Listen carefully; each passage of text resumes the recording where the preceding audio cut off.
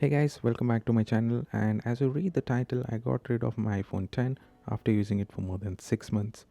Concerned about the handling of the phone as it was too big for my hands and I was going through some other issues with the phone, so I decided to move back for portability, and the love towards Apple and iOS brought me back to iPhone SE, which is special edition.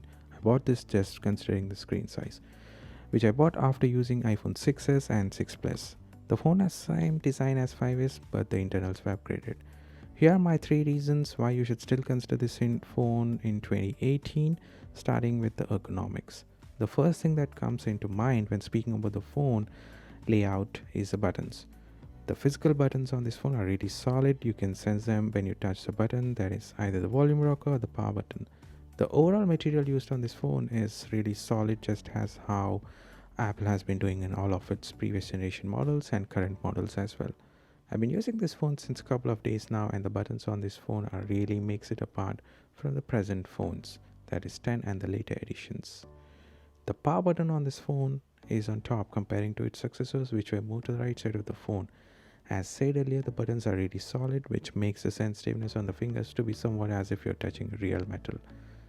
The power button plays multifunctional role, as you know, when combined with the home button and the volume rocker button on the left side of the phone.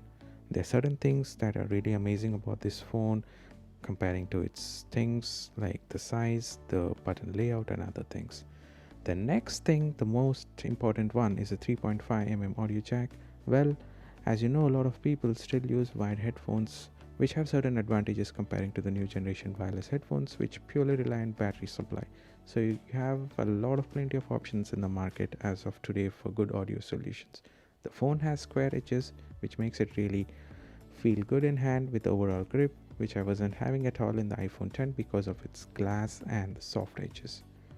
Now comes the screen. The screen is 4-inch display backlit IPS LCD, which is 1136 x 640 pixel, which is great in my opinion for normal usage, that is phone, a little bit of YouTube, general apps, music and photos. Not a great display, but it's okay for normal use. So the overall ergonomics on this phone is really amazing, with smaller footprint, good display, good grip, and really won over the iPhone X for me. Now coming to the next thing is the software. So Apple didn't leave me disappointed. Generally, as other manufacturers do, they tend to leave behind the software release for older generation of hardwares. The iOS 12 was released for this phone, and I'm pretty impressed. With such a small memory of 2 GB RAM, the phone is pretty good. No lag, no performance issues, nothing.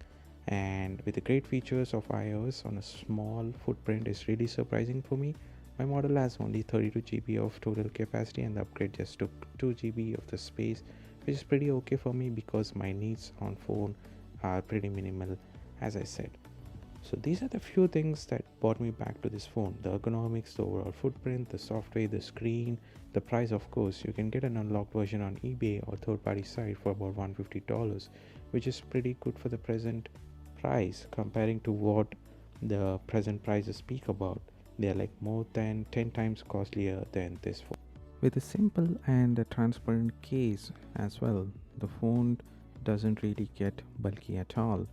That's really good, and it holds its important value, that its compactness, because with the same kind of a casing on a big phone, you'll be really running out of the space in your pocket, and that will be really distracting in some situations. The third and the most important thing, which I feel like the majority of the users would really love, is a mouthpiece. It exactly comes near the palm when speaking on the phone, which apparently is not possible on newer phones. So these are the few of the impactful considerations that I've taken into picture and moved back to iPhone SE. I hope you have liked these considerations. Do let me know in comments. Thanks for watching, and see you again. Take care. Bye bye.